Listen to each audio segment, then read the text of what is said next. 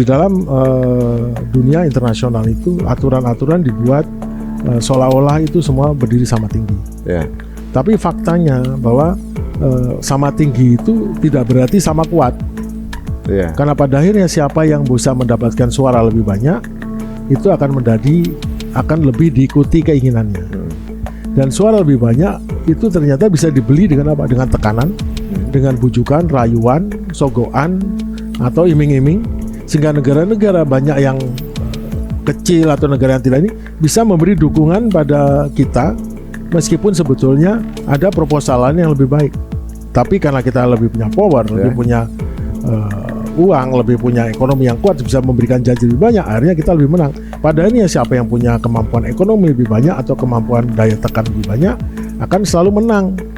Itu yang terjadi kenapa Dewan Keamanan atau mungkin IMF atau WHO atau World Bank itu akhirnya bisa memberikan sanksi pada Iran, karena pada akhirnya pada saat mereka ambil keputusan, negara yang powerful dan memiliki pengaruh lebih besar akan bisa membeli suara ini sehingga akhirnya setuju kalau Iran itu diberi sanksi.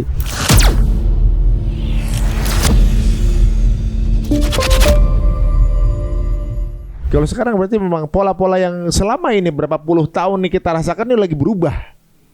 Pola dulu.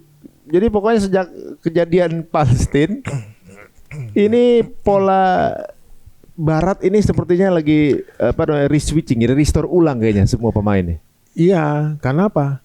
Karena Amerika overstretching. Overstretching itu maksudnya dia kelebihan beban, di-stretch, direnggangkan. Bayangkan dia punya 800 pangkalan seluruh dunia yang digunakan untuk membantu kekuatan dia, kekuatan ekonomi. Jadi Amerika tuh adidaya militer, adidaya ekonomi, adidaya budaya. Saya yakin di Iran pun banyak orang yang senang budaya Amerika. Di Indonesia juga banyak orang yang benci Amerika sebagai kekuatan ekonomi atau kekuatan militer, tidak benci sama budayanya, sama film Washington, Netflix apa segala macam nggak benci. Tapi di sisi lain kan sekarang Netflix juga sebagian besar separuhnya aja film Cina kan. Iya, Korea, Cina. Udah bergeser. Hegemoni budaya Korea, Cina. Itu namanya counter hegemoni budaya. Oke. Di mana sistem yang tadinya membuat budaya Barat dikenalkan menusuk ke dalam dunia Asia menjadi sisi yang balik, di mana budaya Asia balik masuk ke budaya Barat, sehingga Anda bisa lihat sekarang banyak orang Barat yang jatuh cinta sama negara Timur. Banyak. Kemudian yang jelas juga banyak yang itu K-pop sekarang populer di Amerika loh. Korean pop. Yang paling besar itu adalah penggunaan toilet. Nggak tahu kan? Kalau dulu menggunakan toilet pakai kertas kan, pakai tisu kan. Sekarang udah mulai revolusi menggunakan air yang pakai otomatis. Pakai bidet. Iya. Kenapa? Ya mereka begitu merasakan itu langsung dia levelnya naik, dan itu kan Asia banget. Iya, Asia itu. Amerika akhirnya gitu. Banyak yang bergeser gitu. Nggak banyak yang tahu kan? Masa sih? Mereka apakah merasa bersih setelah dia menggunakan bidet dengan menggunakan kertas? Apa masalah dia nggak kekurangan air? Kenapa dia nggak menggunakan bidet? Iya. Kalau Jepang kan semuanya ada bidet kan gitu kan? Iya, namun ini sudah waktunya tiba. Sekarang, kalau kita nonton YouTube, nonton apa, dikit-dikit kan Tai Chi. Iya. Umur 40 Tai Chi, 50 Tai Chi. Iya. AI itu AI. Dalam bahasa Inggris, accent China, menampilkan orang tua China badannya bagus, badan gemuk sini, dia tidak menggunakan orang Barat ada tetapi Tai Chi kan. Itu apa? Itu kan membuat orang masuk ke dalam langkah pertama masuk budaya Cina. Bahwa orang Sadar Cina itu sehat gara-gara itu. Iya. Tai Chi, calisthenics. Itu namanya Chinicization atau itu adalah strategi komunikasi. Interesting. Iya, kita terpapar loh kita. Karena kita menerima Cina sebagai ini, nanti kita tiap pagi kita gini gitu dengan ibu saya udah gitu sekarang. Iya nggak apa-apa, bagus kan.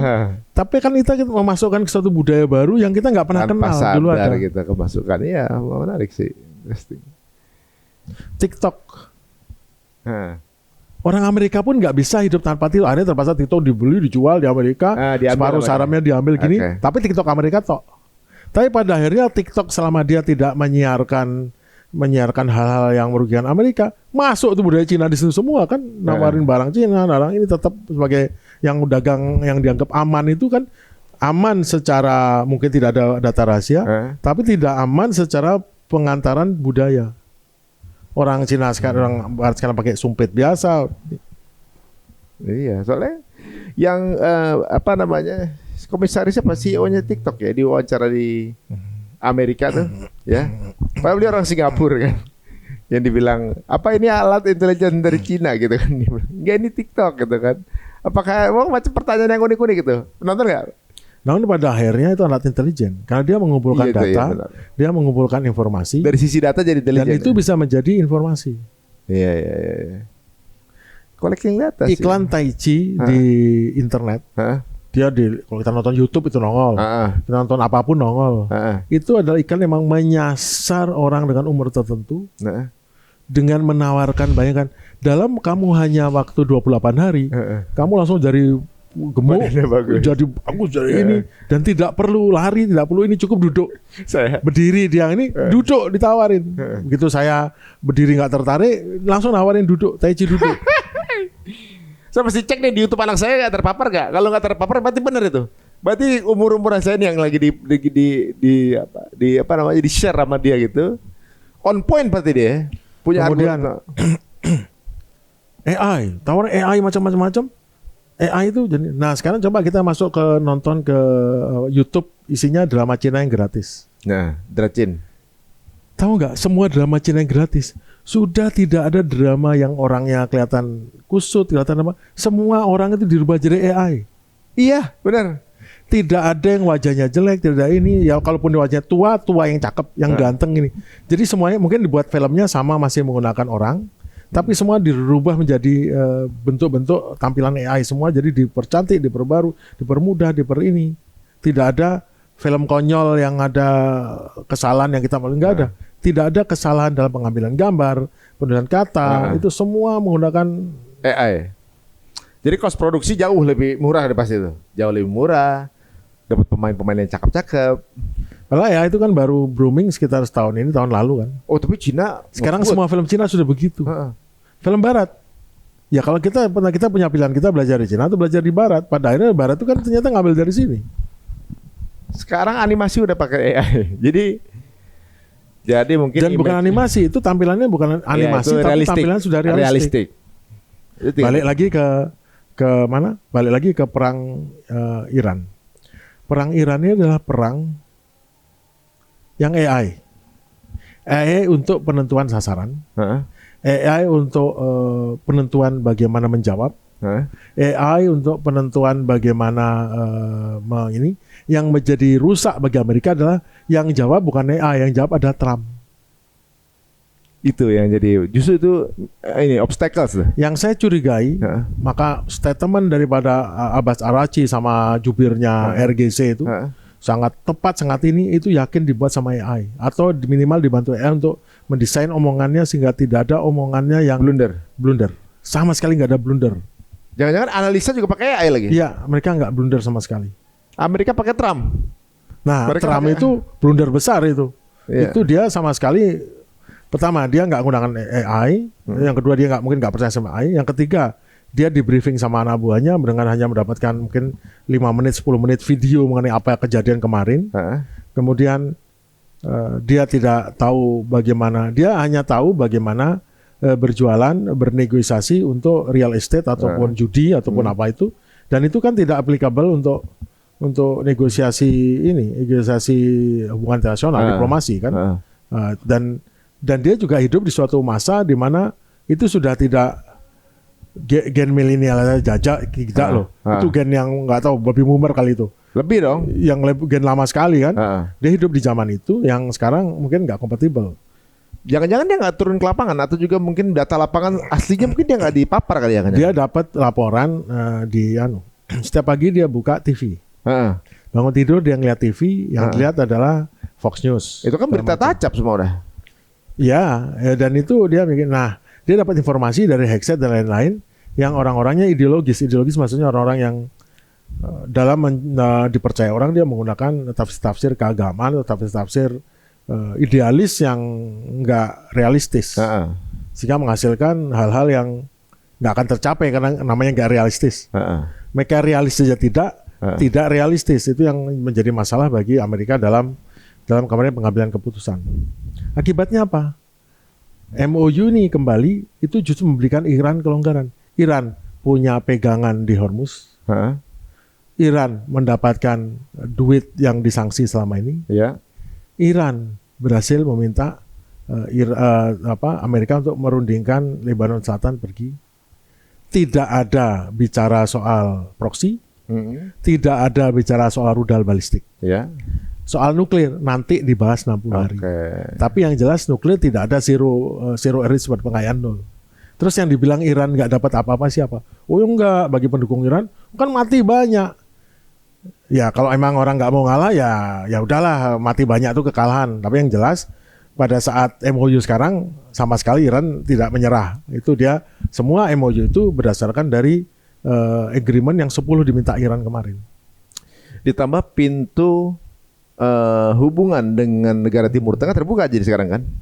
Iya, Timur Tengah terbuka, negara Asia terbuka, dengan Korea terbuka, Jepang terbuka. Dulu kan ditembokin sama Amerika dia kan? Ya karena boikot itu kan? Karena ada ancaman kita satu persekutuan negara Gulf Council koordinasi negara-negara Teluk dengan berhadapan lawannya Iran. Ya. Nah sekarang begitu damai ini kan artinya damai antara Iran dan proksinya dengan Amerika dan sekutunya. Sekarang Israel, apakah Israel sekutu Amerika? Tidak ada perjanjian resmi antara Amerika dan Israel sebagai sekutu. Ya. Amerika dengan Bahrain ada, Qatar ada, Saudi ada, dengan Uni Emirat ada. Itu sekutu, mitra. Dengan Israel tidak ada. Dia memang ini kan hambanya, bukan dia, hambanya Israel. Dia merasa, nggak tahu Israel hambanya atau kebalikan. Dia merasa negara bagian ke-52 Amerika atau bagaimana. Yang jelas selama ini dengan tekanan daripada lobi Yahudi di Washington berhasil membuat tindakan Israel pada saat harus ditegakkan aturan ke Israel yang mana negara anggota harus melaksanakan, itu sudah keputusan dari Israel sudah diblok oleh pimpinan Amerika, entah itu pemerintahnya, eksekutifnya atau legislatifnya. Sehingga akhirnya Israel praktis terlindungi. Cuman sekarang pada saat harus mengambil keputusan di mana ekonomi tidak bisa menunggu, gini loh. Orang-orang pendukung Amerika itu karena bilang, wah kan Amerika modal perangnya cuma 30 miliar dolar, 40 miliar dolar. Dia kan punya anggaran 1,1 triliun itu. Masalahnya 1,1 triliun itu anggaran untuk apa? Itu anggaran untuk gaji seluruh yang terkait dengan pertahanan, membeli barang, membeli pesawat, kemudian memelihara 800 pangkalannya dan segala macam. Untuk perang itu harus dialokasikan dan tidak ada alokasi perang. Dalam perang itu adalah alokasi tersendiri. Nggak bisa ngambil 1,1 triliun. Tapi masalahnya apakah betul pengorbanan Amerika hanya 30 triliun, 40 miliar dolar, 50 miliar dolar? Bukan begitu. Di dalam 3 bulan saja negara Amerika, rakyat Amerika sudah kehilangan potensi pendapatan 100 miliar dolar. Dari perang ini? Iya. Potensi pendapatan kenapa? Karena harga minyak naik. Iya. Beli barang-barang harga plastik naik. Barang-barang harus masuk. Amerika itu pengekspor minyak, tapi dia pengimpor minyak. Mengekspor dapat duit banyak, tapi duitnya kan masuk oligarki, bukan ke rakyat Amerika. Betul ada pajak, tapi pajak berapa sih? Toh kan di Amerika zaman Trump oligarki itu pajaknya dikurangi. Berarti tekor ya jadinya. Nah sekarang dia mengimpor minyak, harga minyak. Kalau harga minyak di Timur Tengah naik gara-gara 10 juta barel tidak bisa dilewatkan, di Amerika juga naik harga, sama kayak emas. Emas naik di Zimbabwe, di Indonesia juga naik, nilainya sama. Pokoknya, jadi bukannya di sini lebih murah nih banyak, emang jual pisang, ini jual barang yang harganya kan stabil. Ada standarnya. Iya. Ini kalau sekarang dilihat justru ya bukan, kita nggak bisa ambil maksudnya kemenangan, literally kemenangan itu berarti depends on angle yang mau dilihat, ya kan? Kalau dari sisi sekarang nih Iran banyak benefit daripada ini, ya kan? Banyak benefit yang belum dia dapatkan selama diboikot dulu. Namun saya juga tidak menyalahkan kalau orang bilang Iran menang. Kenapa? Karena yang tetap bertahan dan tidak terguling dianggap menang. Karena siapa yang mundur dianggap kalah. Meskipun dia tidak kalah, tapi anggapan orang kalah. Jadi kita juga nggak bisa nyalakan kalau orang menganggap Amerika Iran kalah, Iran menang, nggak bisa. Karena memang tinju pukul, yang dipukulin ternyata nggak tumbang, nggak jatuh dan tetap di situ. Kemudian yang mukul karena tangannya sakit atau gitu. Atau dia nggak enak sakit perut dia harus balik. Ya yang mukul ini dianggap kan.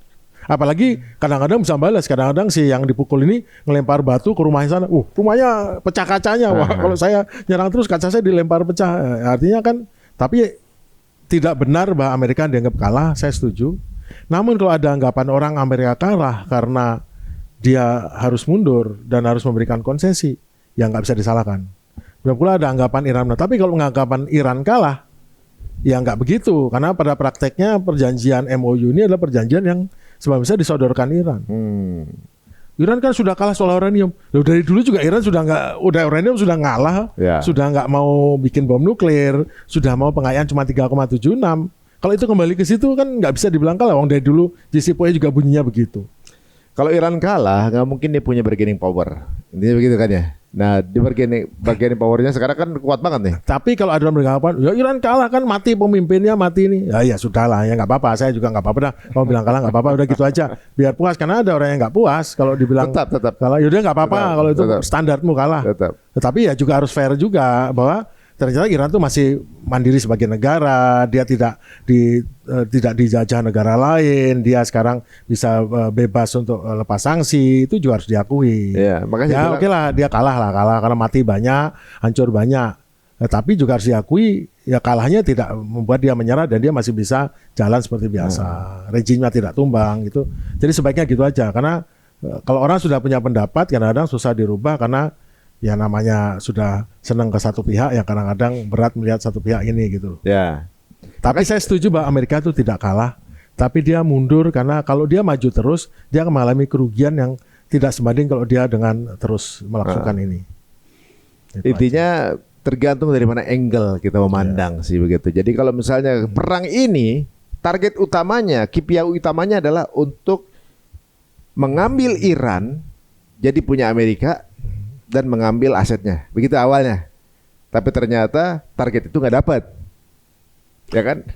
Namanya tujuan strategis. Tujuan strategis PEN.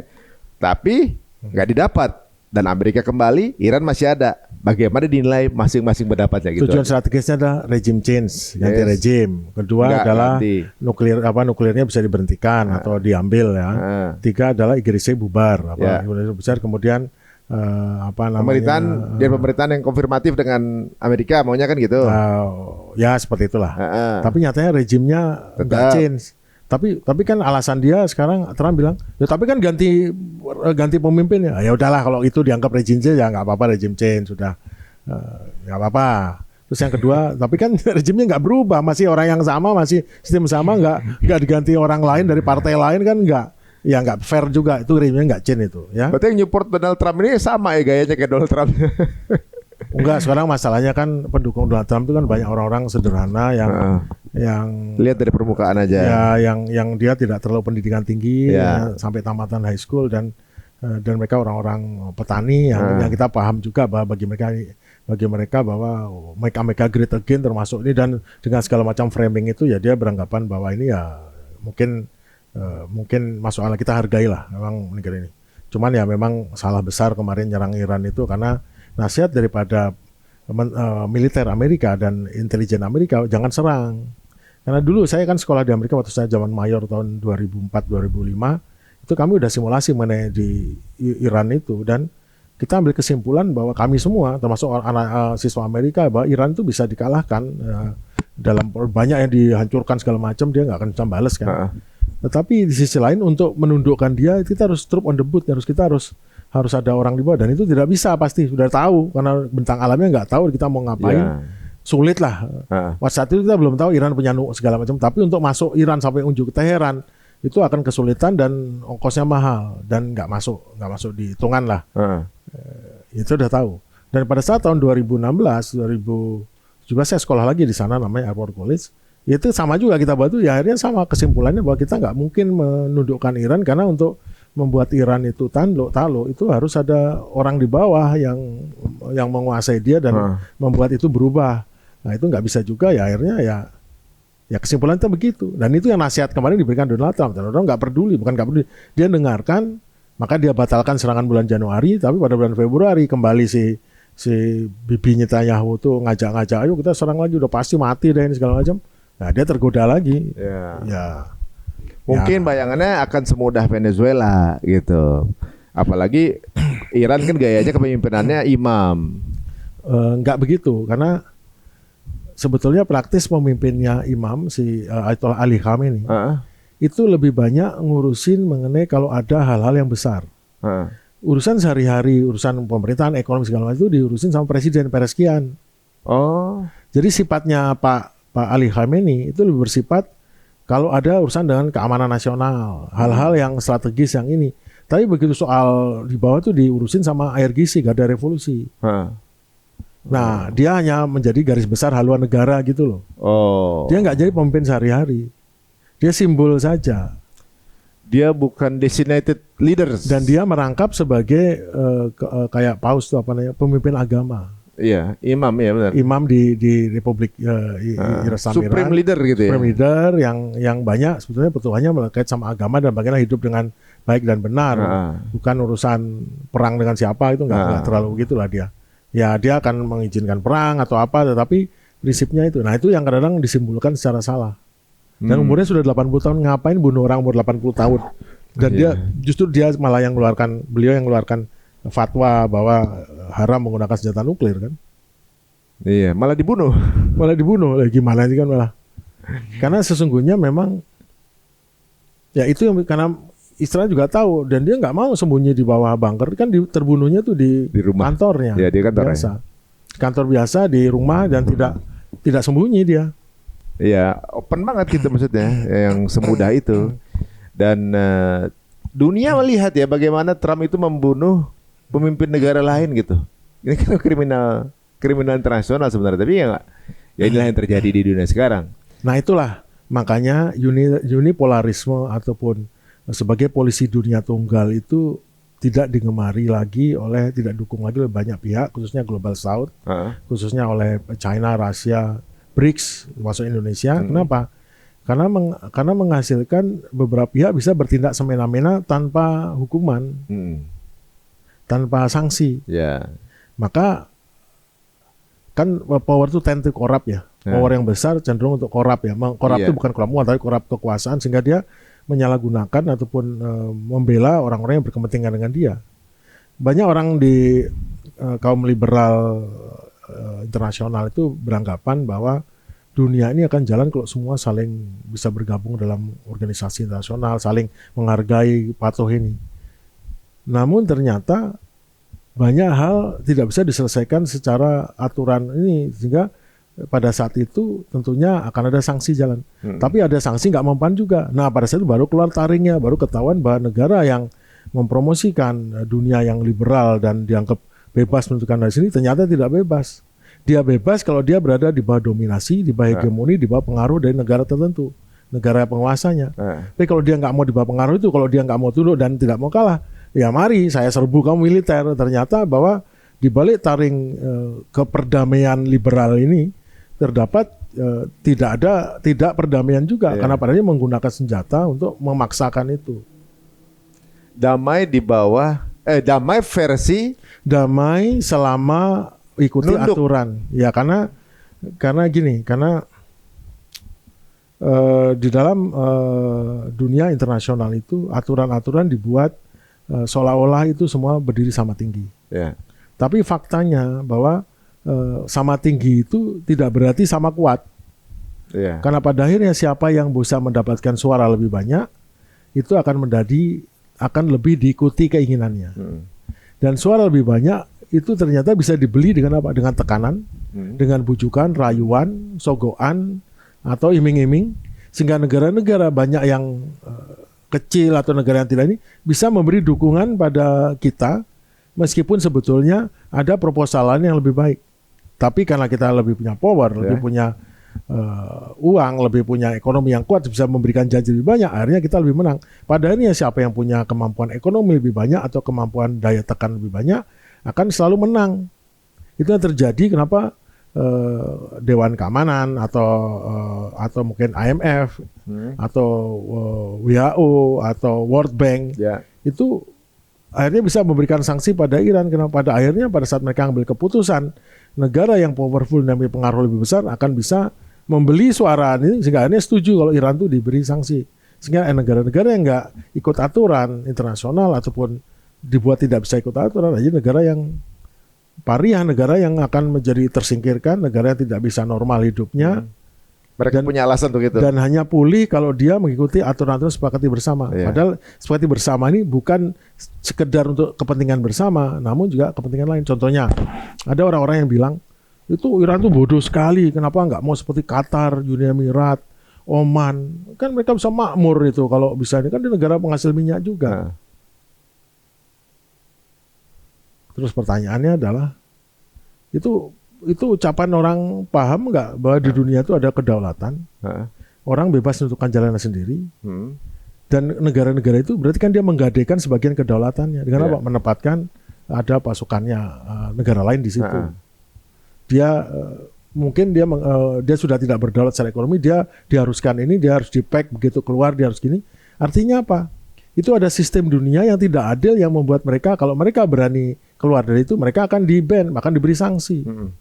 Apakah itu jenis keadilan, kebebasan? Ya itu. Jadi freedomnya itu freedom di bawah perlindungan atau selama dia mengikuti maunya orang lain. Nah, di dunia ini kan tidak bisa semua itu. Bukankah kunci dari liberalisme adalah kebebasan, liberal, kebebasan? Ya kebebasan, namun kebebasan di bawah aturan dari negara yang paling kuat. Nah, itu kan bukan kebebasan. Kebebasan versi mereka. Iya, harus versi yang itu yang nggak bisa. Nah, itu kalau ada negara yang keberatan karena secara ideologi tidak cocok, sekarang ini nggak bisa, nggak ada tempat situ. Ya, akhirnya jadi seperti Iran itu.